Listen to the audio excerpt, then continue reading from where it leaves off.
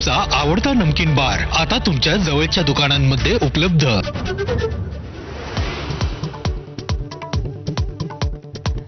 माजी खासदार विनायक राऊत यांच्या अडचणीत वाढ होण्याची शक्यता। विनायक राऊतांनी केलेल्या अटकपूर्व जामिनावर 23 जुलैला सुनावणी। मात्र सुनावणी आधीही पोलीस करू शकतात अटकेची कारवाई।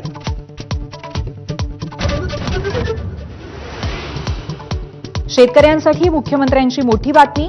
7.5 हॉर्स पॉवर पर्यंत शेती पंपासाठीचं 48,000 कोटींचं वीज बिल माफ। शेतकऱ्याची पाटी कोरी करणार सभागृहात जल्लोष।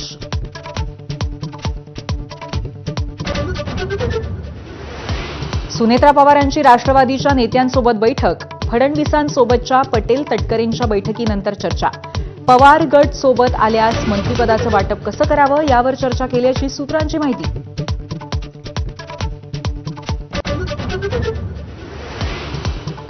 मतदारसंघ फेररचनेमध्ये सर्व राज्यामध्ये सरसकट 50% जागा वाढवण्याचा प्रस्ताव केंद्राने दिल्यास विचार करू, सुप्रिया सुळेंचं स्पष्टीकरण। तर दुरुस्त्या केल्यास विचार करू, खासदार संजय राऊतांची भूमिका।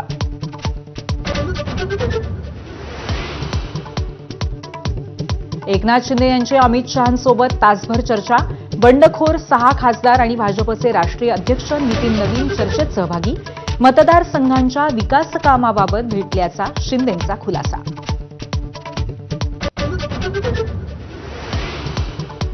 मुंबईच्या कोस्टल रोडवरच्या बोगद्यात धावत्या कारला भीषण आग।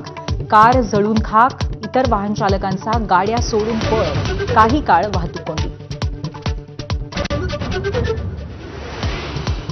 मोशी दुर्घटनेनंतर पिंपरी चिंचवड मनपाचा दणका।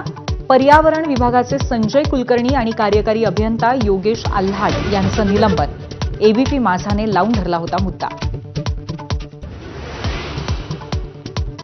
आज सकाळपासून अनेक ठिकाणी पावसाची हजेरी। पुण्यातही मुसळधार पाऊस, तर रायगडमध्ये अनेक दिवसांच्या विश्रांतीनंतर बरसल्या सरी।